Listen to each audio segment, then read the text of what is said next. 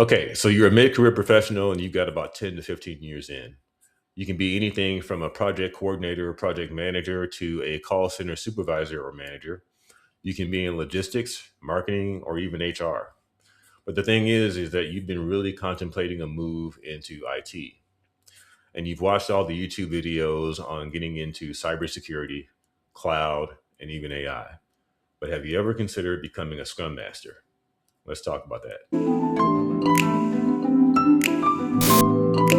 Okay, hey guys, welcome back to the podcast and channel. If you're new here, this is the Tech Career Velocity Podcast. My name is Robert, and here I focus in on a couple of areas.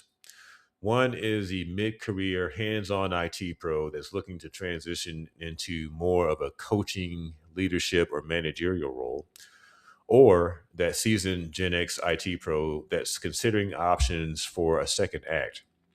The other area is the mid-career professional in an industry outside of IT, and they're considering a career switch into information technology.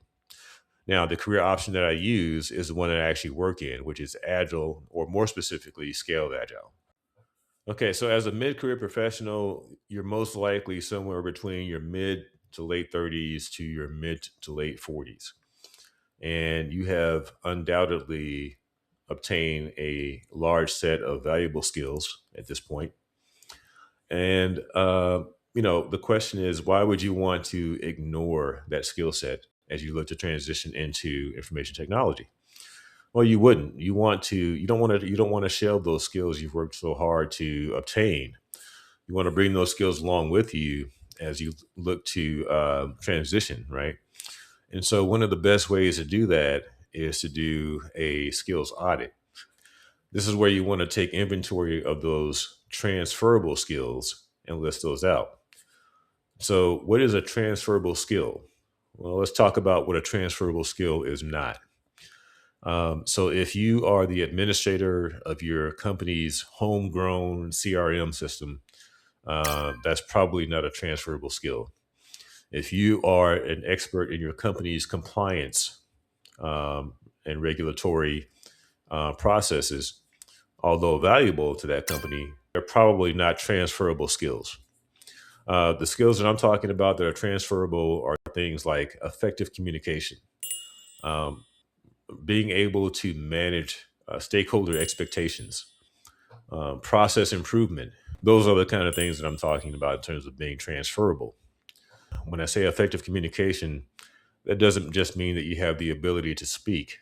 That means that you are able to convey and articulate the most important aspects of the agile methodology to your team that will allow them to become self-managed, right?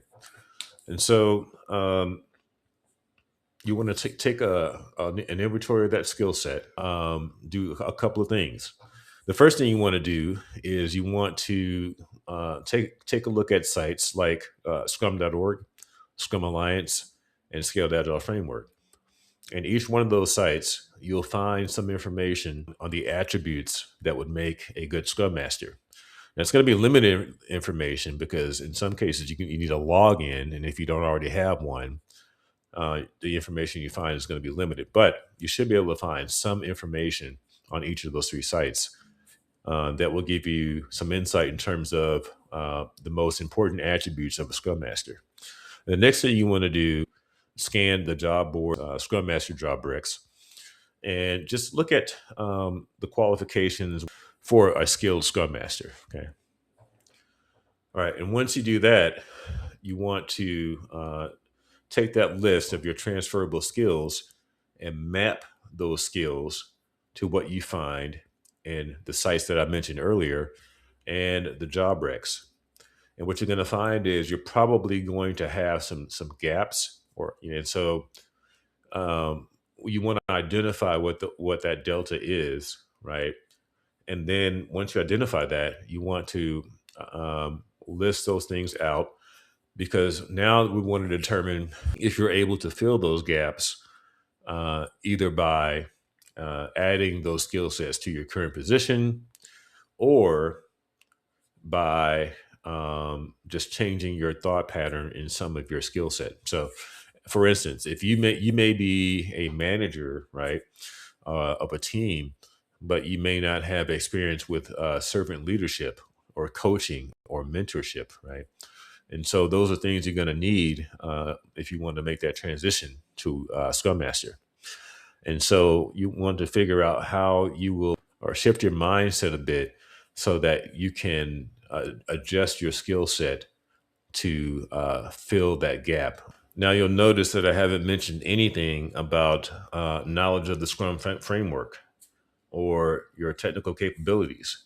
And so, although those things are highly important, those are things that you can actually add to your skill set and learn, right? These concepts like servant leadership. So, basically, meaning that but you're there to make sure that the team has what it needs to succeed. You're making sure that there are no impediments or blockers or things that can inhibit the team from delivering on their goals. And so, coaching and mentoring and providing empathy, some people call these soft skills. I heard someone say that these shouldn't be called soft skills; they're the critical skills. But nevertheless, these are the kinds of things that are going to be more difficult to teach, right? Versus understanding of the framework. If you have some of these other qualities that I just mentioned, as long as you're willing to put in the work, understanding the framework will come, right? Um, that comes with time, but you have to be willing to, on a daily basis, put in the time to do the reading, to write things down, and figure out how you're going to apply what you've read about the framework. The other thing I haven't talked about is technical capability. Again, although highly important, it is not 100% necessary for you to be a technical guru to be a Scrum Master. All right. But I think what you can learn, just some fundamental aspects in terms of what it takes to deliver within the SDLC or the software delivery lifecycle. So things like gathering and processing requirements, development or coding, testing and validation, deployment and releasing, those concepts. And those are just some of the basic things. And eventually you'll learn things like code merging and code commits, vulnerability scans and unit testing, QA testing, and the different forms of testing once you're there, integration testing and functional testing. All those things will come in time. As long as you are the kind of person that's willing to put in the work, those things will come in time. But the most important things that you want to have are those transferable skills that will allow you to hit the ground running. And incidentally, that's also the reason why I consider Scrum Master the most feasible and viable option in terms of transitioning into information technology, because these other areas like cybersecurity, cloud, AI, these things require years of technical mastery and technical knowledge for you to actually make a dent in those careers. Cybersecurity is not something you can decide to do today and get a job in it tomorrow. You need to really have obtained a dense and deep set of technical skills to be able to do that. And that's not to say that you don't need a high level of skill to be an effective Scrum Master, right? But the technical barrier is much lower, right? And that's why I believe that the role of Scrum Master is the most feasible and viable opportunity for someone who is not in information technology to transition into that industry. Now, I mainly focused on why this is a feasible option, but I also want to take a minute to talk through why I feel this is also a sustainable and viable career as well. So, in the first episode of the podcast, I broke down the top 5 most in demand careers in Agile for 2026. And the career that was most in demand was Scrum Master. And there's a simple reason for that. Although we're seeing the Agile landscape change a bit due to AI and other factors, the simple fact of the matter is, Agile is the way that most large enterprises deliver value to their customers. And if you consider that 90% of large enterprises have adopted and implemented some form of Agile in one way or another, whether that be Scrum, Kanban, or Scaled Agile, and we haven't seen that change over the last 5 years. So that says to me that this is still a sustainable career option for someone who's looking to transition into this industry.